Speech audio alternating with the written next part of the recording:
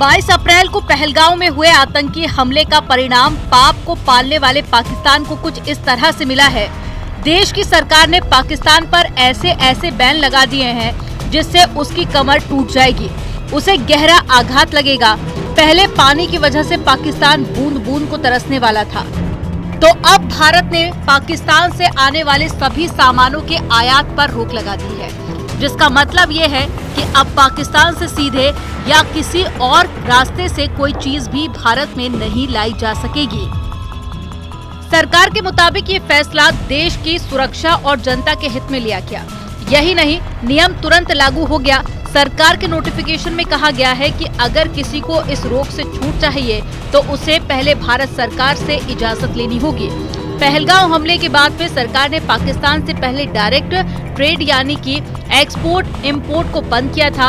अब सरकार ने इनडायरेक्ट इंपोर्ट भी बंद कर दिया है। ये पाकिस्तान पर गहरी चोट है। जिन्होंने ये हमला किया है, उन आतंकियों को और इस हमले की साजिश रचने वालों को उनकी कल्पना से भी बड़ी सजा मिलेगी। अब आतंकियों की बची खुची जमीन को भी मिट्टी में मिलाने का समय आ गया है। पाकिस्तान में भारत के एक्शन का अंजाम भी दिखने लगा है। पाकिस्तान पर भारत की तरफ से हो रहे चौतरफा प्रहार से वहां हाहाकार मच गया। वैसे भी पाकिस्तान आर्थिक तंगी से जूझ रहा है। कर्ज, मुद्रास्फीति और आंतरिक अस्थिरता पाकिस्तान को खोखला कर चुकी है। ऊपर से भारत के लगाए प्रतिबंधों से पाकिस्तान की बची कुची अर्थव्यवस्था ध्वस्त होने वाली है।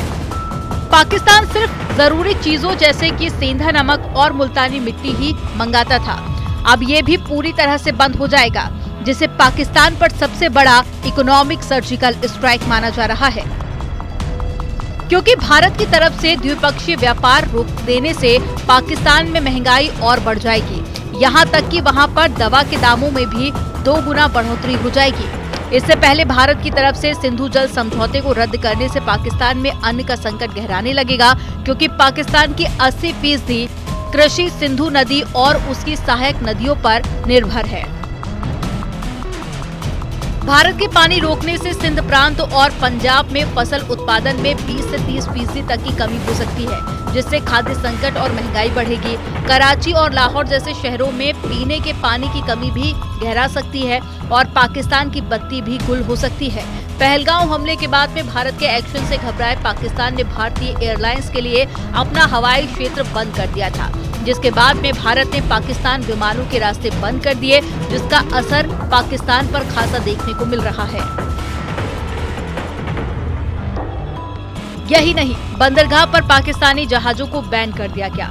इसके साथ ही भारत ने पाकिस्तान पर डिजिटल स्ट्राइक भी की है। पाकिस्तानियों के यूट्यूब चैनल और सोशल मीडिया अकाउंट को ब्लॉक कर दिया गया। इसके अलावा विश्व के मंच पर भी पाकिस्तान को घेरा जा चुका है। पहलगांव हमले के लिए पाकिस्तान को जिम्मेदार ठहराते हुए संयुक्त राष्ट्र और 13 विश्व नेताओं को सबूत दिए हैं, जिसके चलते कई ताकतवर देशों ने आतंक के खिलाफ भारत का साथ देने का ऐलान किया।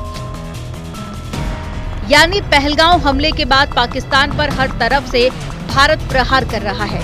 भारत के एक्शन से पाकिस्तान थर-थर कांप रहा है। Bureau report, news 18।